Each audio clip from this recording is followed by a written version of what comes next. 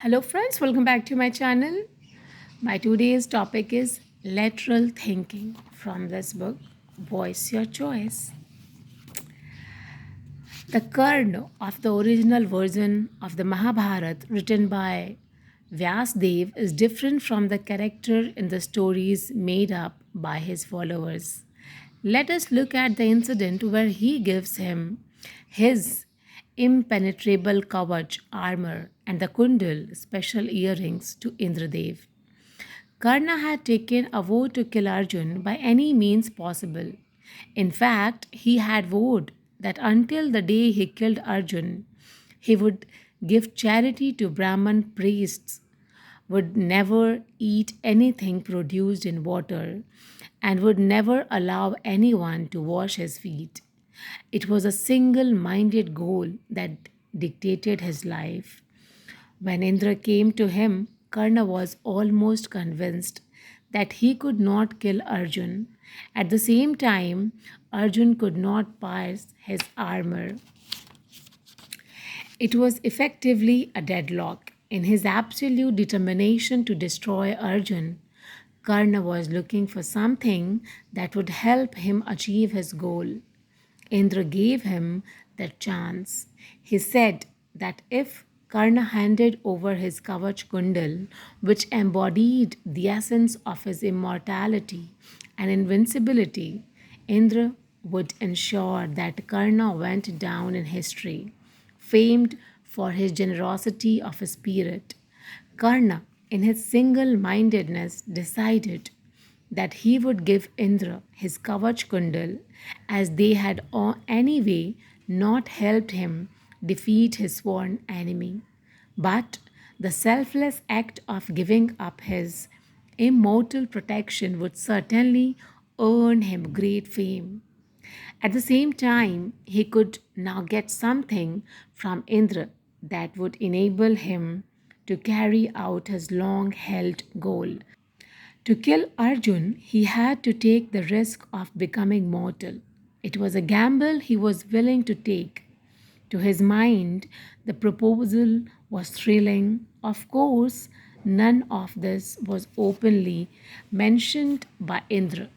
The gamble, however, proved disastrous for Karna. He ended up being killed by his enemy, though he did go down in history for his magnanimity. Strategizing is good, but it needs to be shrewd, not deceptive. Because Dharma is a greater strategist than we realize.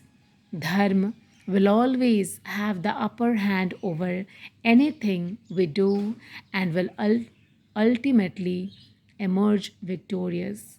In this story, it was Indra who represented God's administrative prowess, which won against Karna's short sighted gamble and cost his life.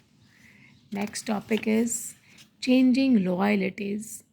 One often wonders why so many of the Pandavas' allies perished. What caused their deaths?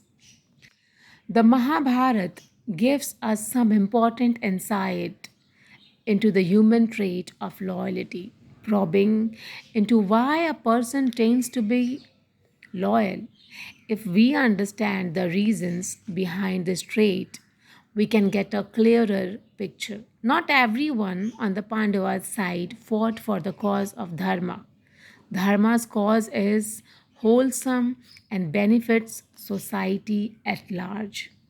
Adharma operates on narrow and selfish principles, aiming only at personal benefit. An adharmic person can practice dharma if it is personally beneficial to them. If it isn't, then they have no compun- compunction in discarding it, much like used tissue paper. Krishna, Krishna, all too aware of this truth about human nature, knowing too how people with an adharmic mentality behave, expertly maneuvered them to the Pandavas' side so that they could be pitted against similar minded people, the Kauravas. Shikhandi was one such person.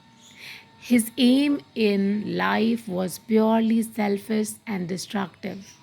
For 3 lifetimes, he had been waiting to kill Bhishma for his apparent mistake. It was wrong on Bhishma's part to kidnap Amba, Shikhandi, in a previous birth, along with her sisters, to marry them off to his brothers, Vichitra Virya and Chitrangada.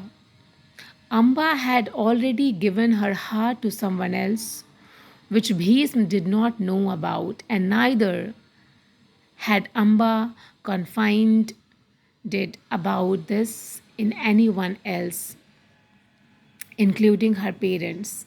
When Bhisma got to know of this after having kidnapped her, he graciously sent her back to her lover. Unfortunately, the latter was too small minded to accept her back. He excused himself, citing the reason that since she had been touched by another man, she was unacceptable to him. This was tragic, and Amba's resolve to have Bhisma implicated for having kidnapped her grew very strong. That is how and why she was reborn as Shikhandi to destroy Bhisma. The immense strategy that sprouted from this seed of revenge led to the destruction of 3 lives. Amba, reborn as Shikhandi, was used by Krishna to make Bhisma give up his weapons and be defeated by Arjun on the battlefield. Interestingly, no one applauds Shikhandi for being instrumental in the Pandavas' victory. Everyone only glorifies Bhisma for his great character. One may realize one's ambitions in life, but one does that automatically bring them glory or infamy? Ultimately, glory goes to those who put all their efforts into making their cause wholesome and dharmic. A dharmic cause is collective rather than individual.